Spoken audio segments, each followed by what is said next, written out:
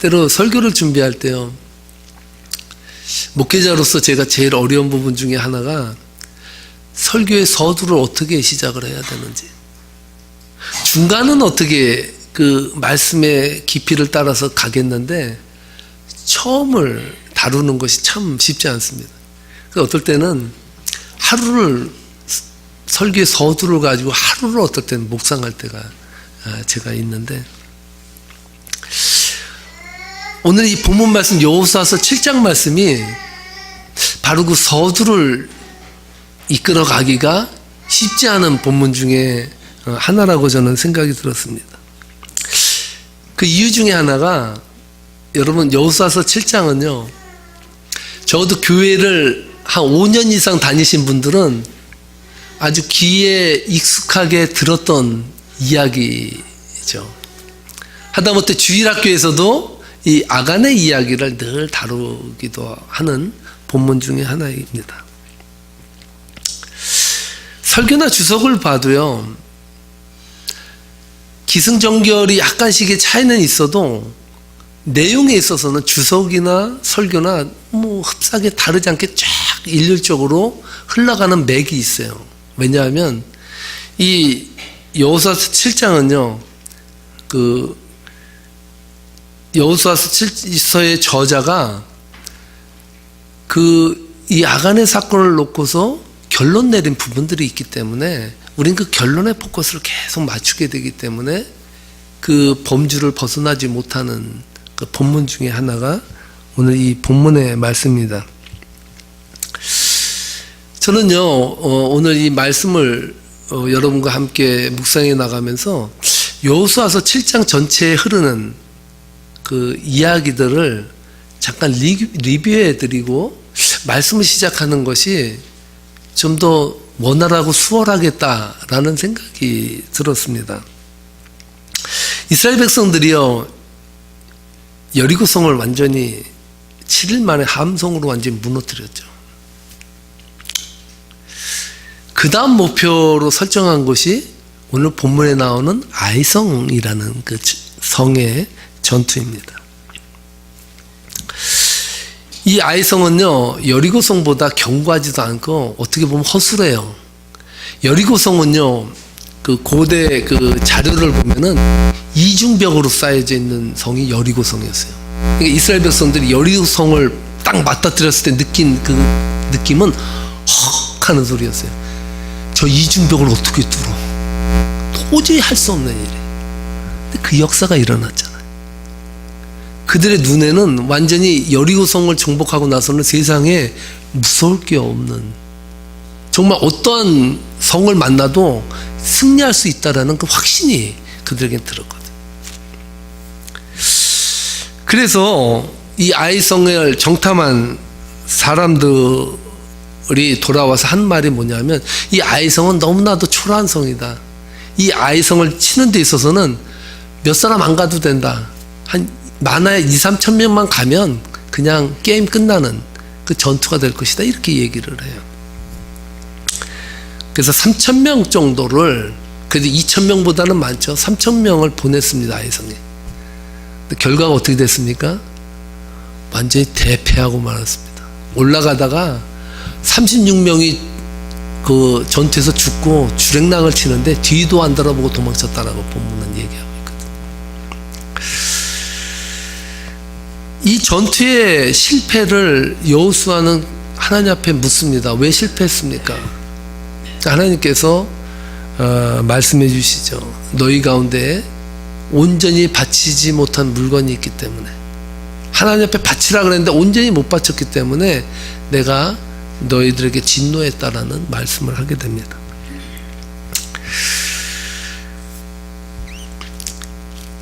그래서 이 전투의 실패를 추적하던 끝에 누가 걸려들었습니까? 아간이라는 사람이 하나님 앞에 온전히 드리라 그런 것을 안 드리고 감추어 버렸다는 것을 알게 됩니다. 그가 감추었던 전리품을 열거하고 있는데요, 19절로 21절에 보면 무엇을 감추었는지에 대해서 나옵니다. 한번 읽어볼까요? 읽어보겠습니다. 그러므로 여호수아가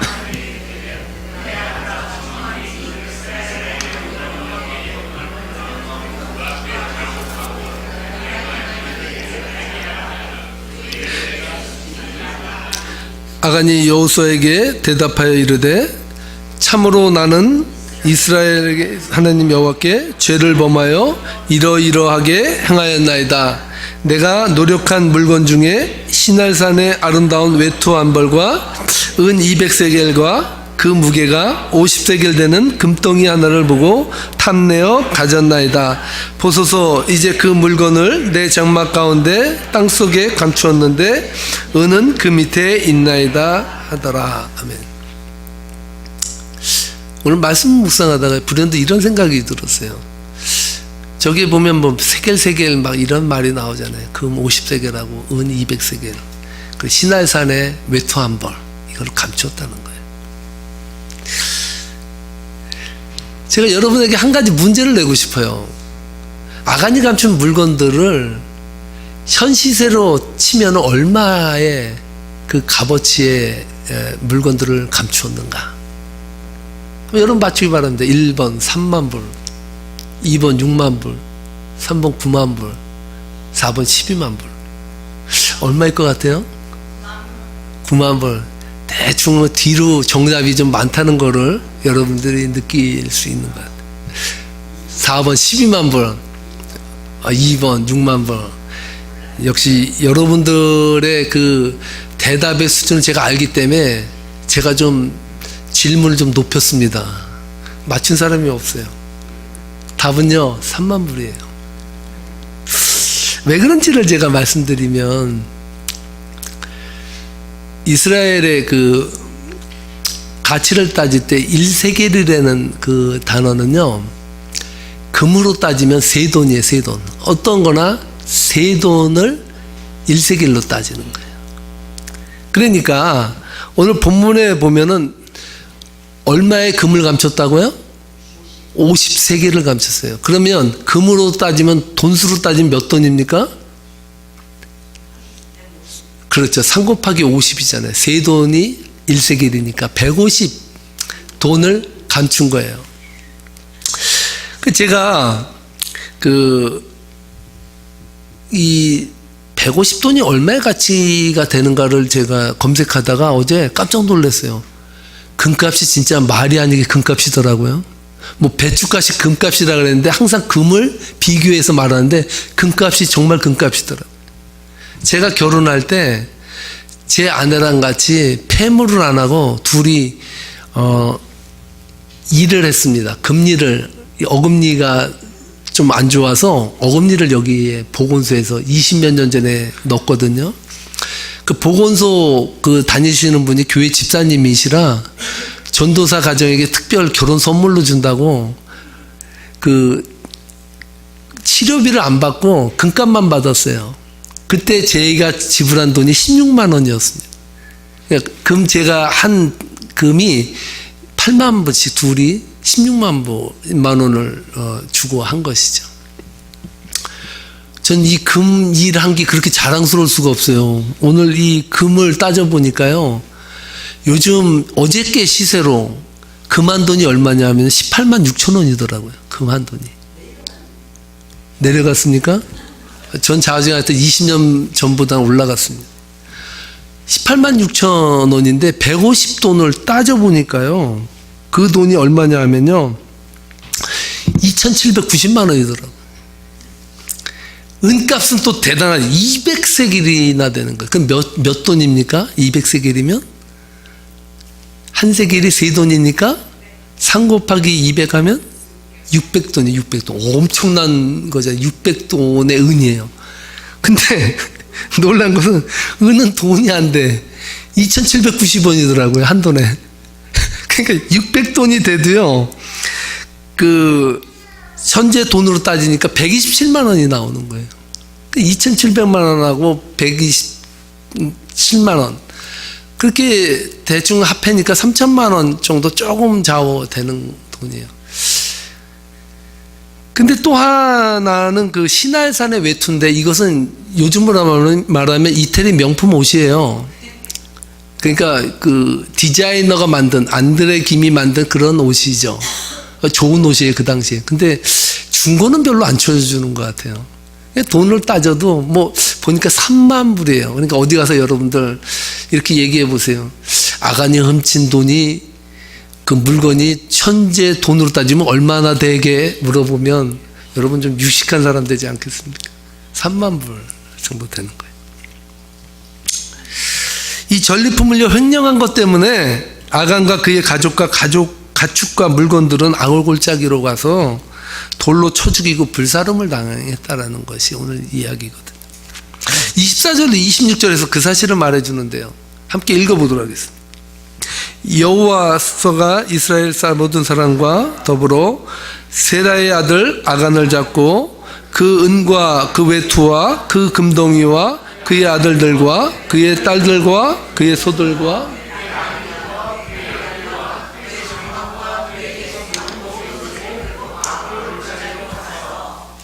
여호수아가 이르되 내가 어찌하여 우리를 괴롭게 하였느냐 여호와께서 오늘 너를 괴롭게 하시리라 하니 온 이스라엘이 그를 돌로 치고 물건들도 돌로 치고 불사르고 그 위에 돌무더기를 크게 쌓았더니 오늘까지 있더라.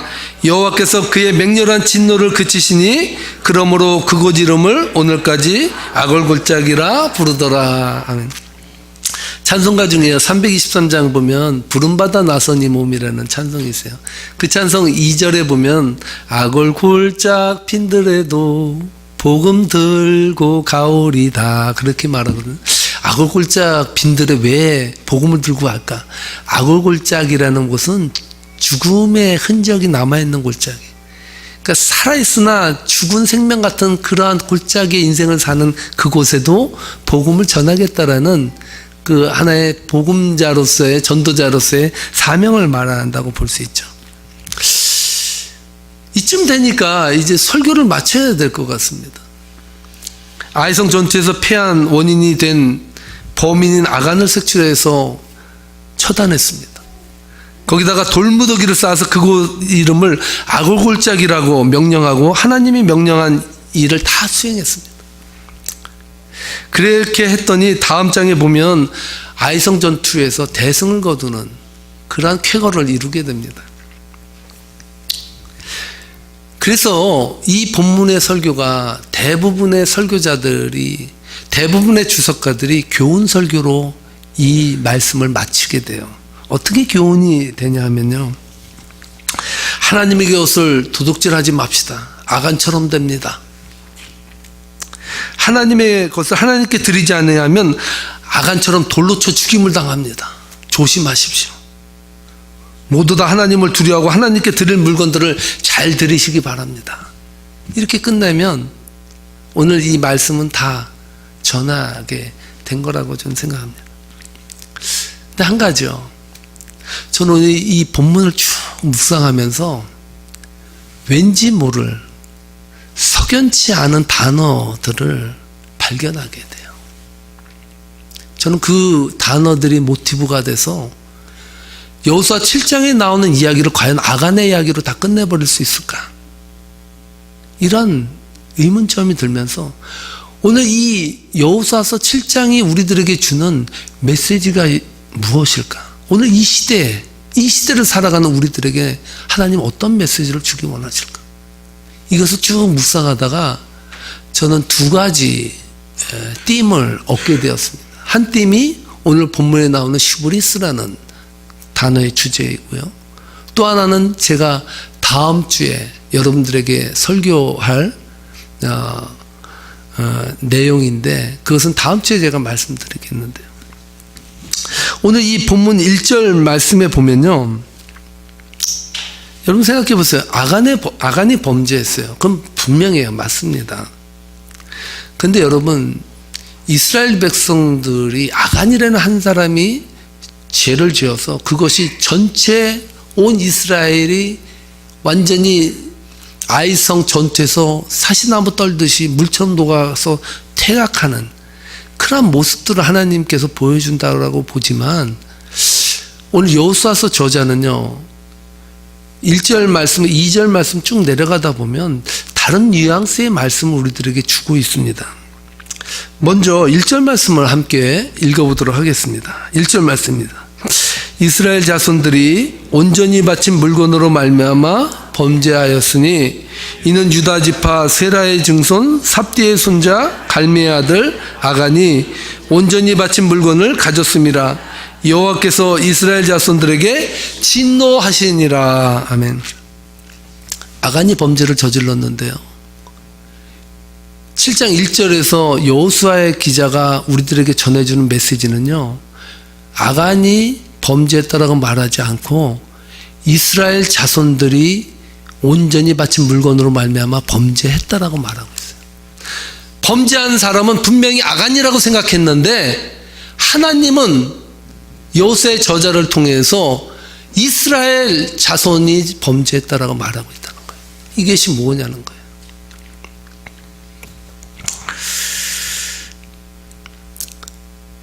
여러분, 아간은 쉽게 얘기하면 자타가 공인하는 죄인이에요. 왜 그렇습니까? 훔쳤잖아요. 그런데 우리는, 하나님은 과연 이 아간에게만 네가 훔쳤으니까, 네가 현행 범이니까 너가 책임져라라고 떠미는 것 같이 보이지만 사실은 훔친 죄인이 있고요, 마음속에 훔칠 마음이 있는 죄인도 있다는 것이죠. 이 세상은 겉에 드러난 모습을 가지고 사람을 평가합니다. 이 세상의 범죄는요, 마음의 죄를 다루지 않아요. 마음으로 내가 저걸 갖고 싶다라고 100번 생각해도 괜찮아요. 현행범은 아니에요. 단지 내가 저 물건을 갖고 싶다라고 생각하는 것을 실행에 옮기면 현행법이라고 생각합니다. 어떻게 보면 오늘 이 본문 말씀이 아간이 범죄했다라고 말해야 되는데 이스라엘이 범죄했다라고 말해요. 왜 그럴까요? 이스라엘 백성들의 마음속에 여리고 성을 진멸할 때 거기에 있는 것들을 사글이 막 불태우고 모조리 없애버릴 때 어떤 마음이 들었을 것 같아요? 저 같으면 아이고 아까워라, 이걸 어떻게 버려, 그랬을 것 같아요. 저 같으면. 여러분, 이스라엘 백성들의 마음속에 아간의 마음이 없었을까요? 2절 이하를 보면요, 2절 이하에 대해서 어떤 해석도 내리지 않지만 저는 맥락으로 봐서 그들의 삶의 방식, 그들이 아이성을 바라보는 관점이 어떠한 것인가를 우리들에게 드러내주고 있거든요. 한번 2절로 4절 말씀이 어떤 것을 드러내는지 한번 보도록 하겠습니다. 시작. 여호수아가 여리고에서 사람을 베델 동쪽 베다웬 곁에 있는 아이로 보내며 그들에게 말하여 이르되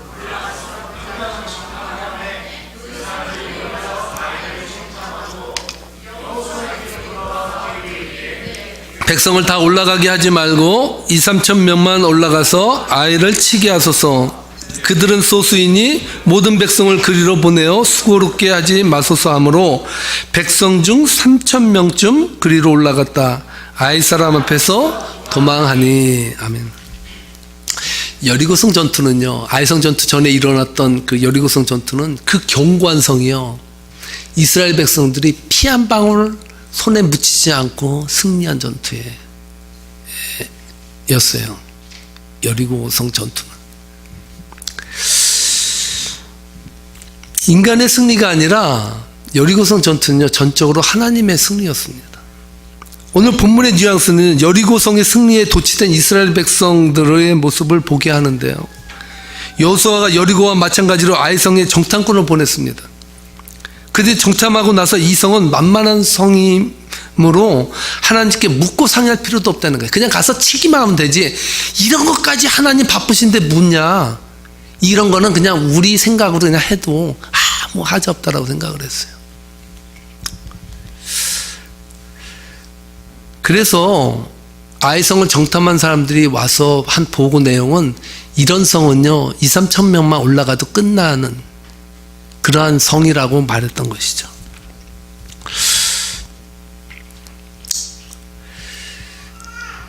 여러분, 하나님 없이도 승리할 수 있다고 하는 교만이 이스라엘 백성들에게 스멀스멀 올라와요. 여리고성 전투도 피 한 방울 없이 이겼는데 그 영광이 하나님 앞에 돌려가지 않고 그래도 내가 뭔가 있으니까 그래도 저 성을 물리치지 않았냐, 이러한 생각이 들지 않았겠습니까? 저는 이 모습을 통해서 현대인들의 자화상을 보게 된다라고 봅니다. 여러분, 우리도 그렇지 않습니까? 조금 살만하면, 정말 힘들 때는 하나님 나 죽어요, 정말 못 살겠습니다라고 애절하게 하나님 앞에 절규하며 외치지만, 조금만 배가 불러지고 등이 따뜻해지면 에이, 뭐 하나님께 기도해서 뭐 되겠어, 이런 거는 그냥 내가 처리해야지, 이 정도 내가 못 처리할 능력이야 내가? 그래도 명색이 내가 누군데? 이런 생각이 우리들에게는 스멀스멀 올라오지 않겠습니까? 5절 말씀을 보면요, 이스라엘 백성들이 참으로 카멜레온 같은 마음을 가지고 있다는 걸 볼 수 있어요. 함께 5절 말씀을 읽어보도록 하겠습니다. 아이 사람이 그들을 36명쯤 쳐 죽이고 성문 앞에서부터 스바림까지 쫓아가 내려가는 빛서 쳤으므로 백성의 마음이 녹아 물같이 된지라.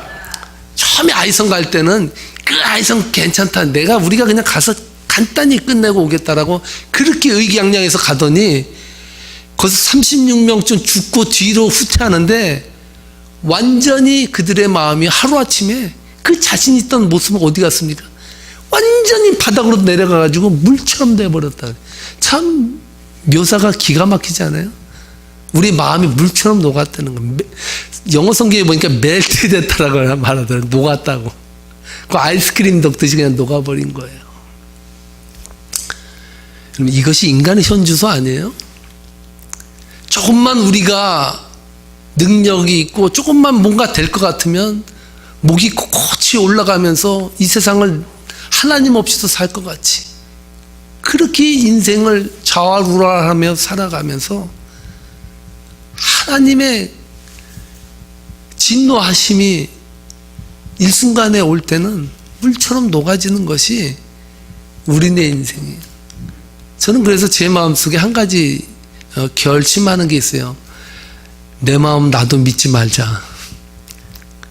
인간은요, 그 선악과를 따먹던 그 전력이 있기 때문에 늘 교만이, 하나님과 같이 되려고 하는 교만이 스멀스멀 우리들에게 스며들어 옵니다. 유발 하라라가 쓴 호모데우스에 보면은 풍요로운 현대사회에 대해서 이렇게 말을 하고 있어요. 저는 이 말을 듣고 그렇지라는 생각이 들었는데, 그는 이렇게 말합니다. 역사상 처음으로 너무 많이 먹어서 죽는 사람이 못 먹어서 죽는 사람보다 많고, 늙어서 죽는 사람이 전염병에 걸려 죽는 사람보다 많고, 자살하는 사람이 군인, 테러범, 범죄자의 손에 죽는 사람보다 많다. 21세기를 초를 살아가는 보통 사람들은 가뭄, 에볼라, 알카에다의 공격으로 죽기보다 맥도날드에서 폭식해서 죽을 확률이 훨씬 높다. 인류가요, 전염병에서 옛날 그랬잖아요. 옛날 어른들은요, 홍역에 장티푸스에 많은 자녀들을 잃었어요. 그 전염병 때문에. 그래서 보통 옛날 분들은요, 호적을 올릴 때 2년 정도 늦게 올렸어요. 그래서 어느 누구나 나이를 얘기할 때 좀 높이고 싶으면 나 옛날에 아파서 2년 후에 호적 올렸어 하면 다 통해요. 왜냐하면 이미 어차피 죽을 건데 올려서 뭐 하겠어요. 또 올렸다가 사망하면 이상하잖아요. 죽는 사람들이 산 숫자보다 더 많았던 시대를 우린 살아왔거든. 오늘 이 시대는 너무 풍요해요. 맥도날드를 먹다가 여러분 비만에 죽을 확률이 더 많은 시대를 우린 지금 살아가거든. 여러분, 한국도 얼마나 급성장했습니까? 미국도 정말 대단한 나라인데 한국도 엄청나요. 한국이 얼마나 지금 잘 삽니까? 요즘은 미국에서 왔다라고 자랑하면 안 돼요. 패션이 한국이 훨씬 더 앞섭니다. 그래서 한국 공항에 나갈 때는 겸손히 나가야 됩니다. 겸손히.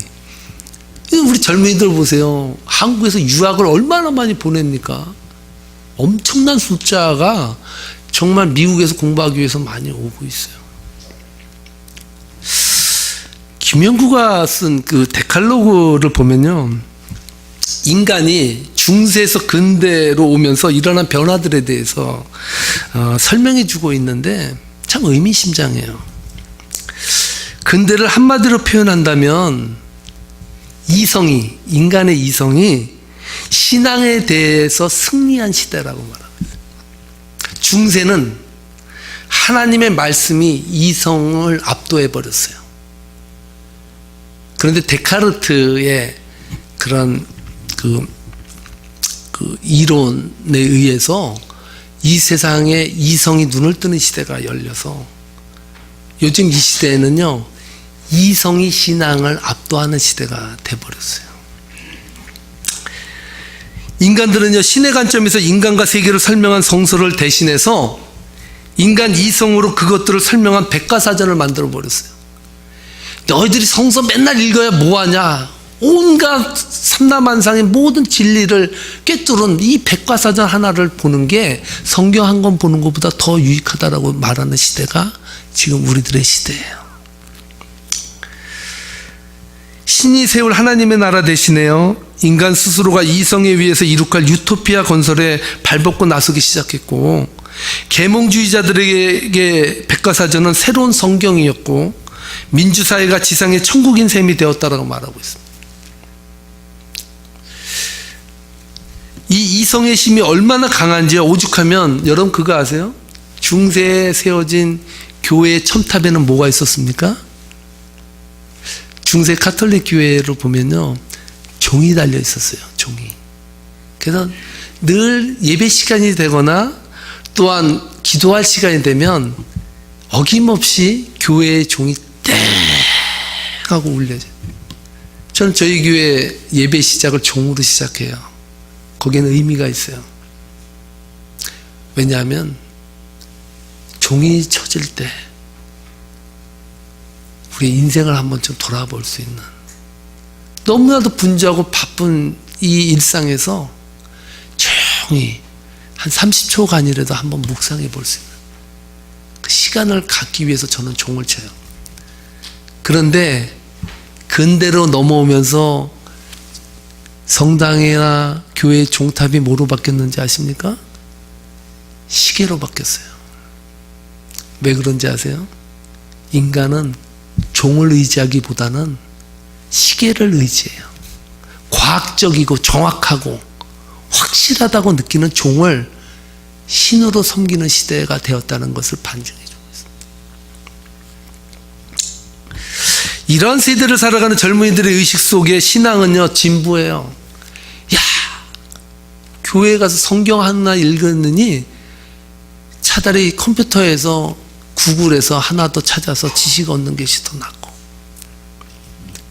과학과 이성에서 더 많은 확실성을 찾기 시작하면서 이성과 과학을 통해 삶의 불안을 떨쳐버리려고 하는 그런 욕구와 욕망들이 점점 늘어나기 시작했습니다. 인생의 모든 문제를 하나님에게 묻지 아니하고 컴퓨터와 또 더 정확히 말하면 더 즐겁게 살기 위해서 게임에 몰입을 합니다. 사이버라는 공간이 가상현실이 진짜 현실이 돼서 가상현실을 살아가면서 진짜 세계라고 생각하고 살아가는 젊은이들, 과학 문명의 그 이기 속에서 이것만이 우리가 받들, 평생을 어떤 사람은 게임에 매여서 죽을 때까지 게임하다 가는 사람도 있어요. 이 세상에 태어나서 인간으로 기계에 완전히 노예가 돼서 그 안에서 살아가는 것이 인간적인 것처럼, 합리적인 것처럼, 이성적인 것처럼 살아가는 시대가 되어버렸어요.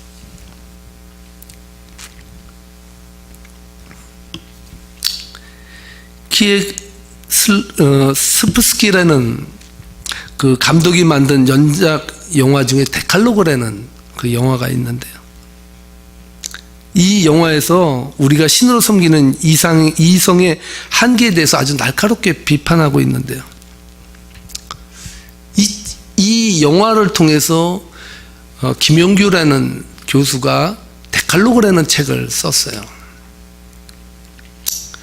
그 영화가 데칼로그 1, 2, 3로 십계명을 현대적인 감각으로 해석해서 감독이 십계명에 그 나오는 것을 현대인에게 어떻게 던질 수 있는가에 대해서 물음을 계속 던지는데 참 의미심장한 내용들이 많이 나옵니다. 극 중에는요, 그 크로지스토프라는 교수가 나오는데 이 사람은 컴퓨터 박사예요. 그러니까 이 사람이 생각하는 이성은 뭐냐면 이제는 인간이 컴퓨터가 지능뿐만 아니라 선택적 결정을 할 수 있는 개성까지 갖출 수 있는 시대가 도래야 한다. 그런 확신을 가지고 사는 사람이에요. 그는 오직 컴퓨터 곧 계산할 수 있는 것만을 믿는 아주 이성적인 인간입니다. 나는 계산으로 나오는 것들만 믿겠다는 거예요. 과학적으로 증명되는 것들만 믿겠다는 거예요. 이 크리지스토프 교수는요, 크리스마스가 되어서 자기 아들에게 선물을 주는데 이 아들인 파웰에게 스케이트를 사줍니다. 스케이트를 사준 이 아버지가 호수의 얼음의 강도를 컴퓨터를 통해서 뽑아보기 시작합니다. 아, 내 아들이 과연 호수에 나가서 빠져 죽지 않을까? 그건 불안이 엄습해요. 그래서 컴퓨터에 의지해서 계속 기후와 날씨를 쫙 뽑습니다. 뽑아보니까 자기 아들 파웰의 10배가 되는 그런 사람이 올라가도 끄떡없는 얼음이 만들어져 있는 거예요. 아, 괜찮구나. 이런 생각을 갖는데 불현듯 그의 마음속에 불안이 엄습해. 그래서 손수 가봅니다. 호수로. 과연 내 아들이 올라가도 이 호수는 얼음이 깨지지 않을까. 디뎌봅니다. 괜찮아요. 돌아옵니다.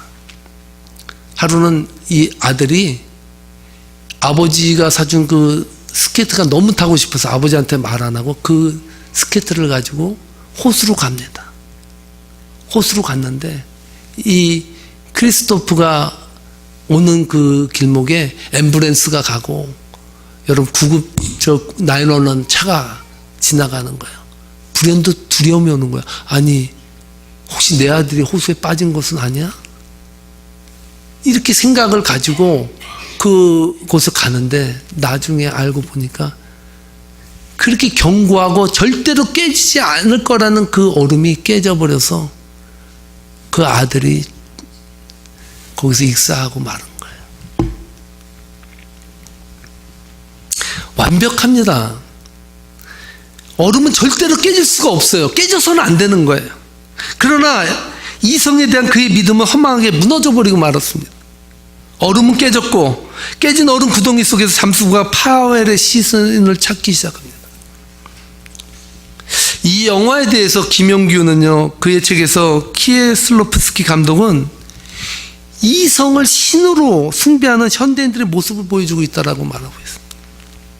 현명한 것 같지만 정말 과학적으로 증명된 것만 믿고자 원하는 그런 과학자인 이 아버지도 사실은 우매하고 언제나 자신감에 차 있는 것 같지만 항상 두려움에 떨 수밖에 없고 이성의 한계로도 극복할 수 없는 것들이 있다는 것을 알게 되는 것입니다. 저는 아이성을 그렇게 보는 거예요. 이스라엘 백성들의 눈에 비친 아이성이 어땠습니까? 아, 저 아이성? 저 아무것도 아니야. 내 생각과 내 이생과 우리 이스라엘 민족의 힘만 가지고 2,000명만 보내도 다 물리칠 수 있는 성이야 라고 말했지만 그 성은 정복되지 못했어요. 오히려 그 성의 사람들이 이스라엘 백성들에게 덮쳐서 도망치는 꼴이 돼버렸어요. 저는 이 모습 속에서 현대 그리스도인들이 붙잡아야 될, 현대 그리스도인들이 이 과학문명이라는 이 세계 앞에서 거대한 공룡처럼 생각되는 이 공룡과 같은 이 시스템 안에서 어떻게 하나님을 고백하며 이성이 아니라 하나님의 말씀, 성경의 말씀을 그들에게 제시하면서 하나님의 복음을 선포할 수 있을까? 전 여기에 기독교의 희망이 있다고 생각합니다. 그렇게 철저하고 완벽하지 않을 것 같은 그 아이성, 우습게 보였던 아이성을 통해서 인간은 하나님 앞에 철저하게 물처럼 녹아져야 될 존재밖에 안 된다는 것.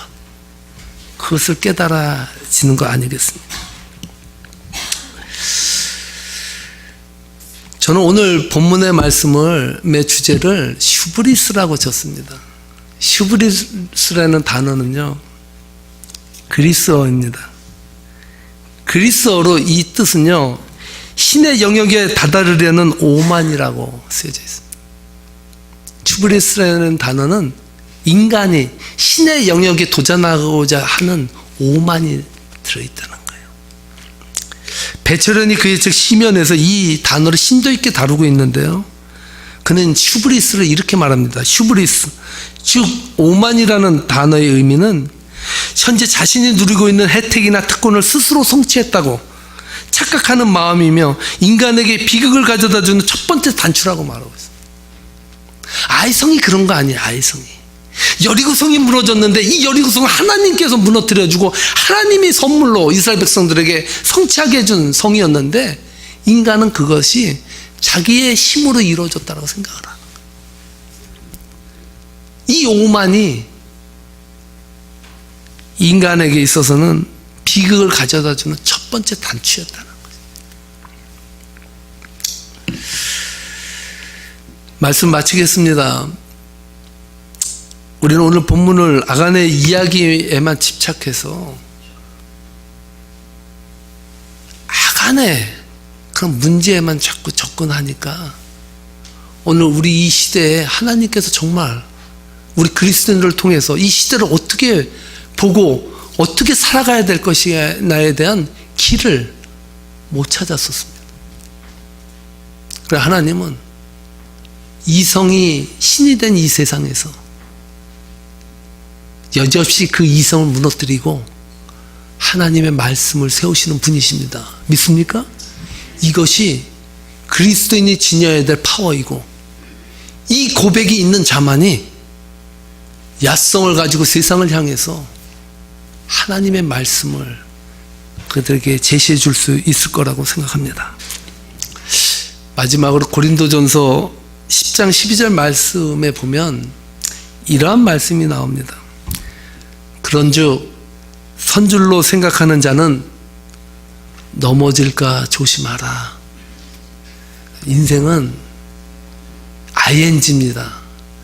다 이뤘다함도 아니고 다 성취했다함도 아니에요. 단지 우리는 하나님의 은혜 안에서 그 길을 달려가는 사람들이에요. 끊임없이 겸손하게 슈브리스 하지 아니하고 말씀을 향해 도전하는 저와 여러분 되시기를 주님의 이름으로 축복합니다. 기도하시겠습니다. 좋으신 아버지, 아이성은 정말 여리고성에 비하면 아무것도 아닙니다. 우리들에게는 늘 오만이라는 죄성이 있어서 늘 하나님 앞에 도전하고 이 세상을 신으로 삼고자 몸부림칠 때가 얼마나 많은지 모릅니다. 많은 그리스도인들이 이성에 넘어지고 이 세상 과학 문명에 현혹되어서 어디로 가고 있는지조차 모르고 이성의 노예로 살아갈 때가 얼마나 많은지 모릅니다. 오늘 이 시간 아이성의 전투를 통해서 우리 삶의 모습을 보여주신 아버지, 온전히 우리의 영으로 하나님을 찬양하기 원합니다. 우리의 이성을 내려놓고 하나님의 말씀을 세우는 자들 되기를 원합니다. 성령님 축복해 주옵소서. 감사하며 예수님의 이름으로 기도합나이다. 아멘. 이어서 성찬식을 거행하도록 하겠습니다. 우리 잠깐 기도하겠습니다. 좋으신 아버지, 오늘 주님의 성찬에 저희들이 동참합니다. 주님께서 우리들에게 주시는 성찬은 죄인된 우리들에게 주시는 하나님의 은혜입니다. 죄인이기 때문에 받습니다. 죄인이기 때문에 하나님 그 은혜를 덧입기 원합니다. 성령님, 오늘 이 시간 성찬에 동참하는 하나님의 권속들, 성찬을 통해서 인생을 다시 한번 돌아보는 시간 되도록 축복해 주옵소서. 감사하며 예수님의 이름으로 기도하옵나이다. 아멘.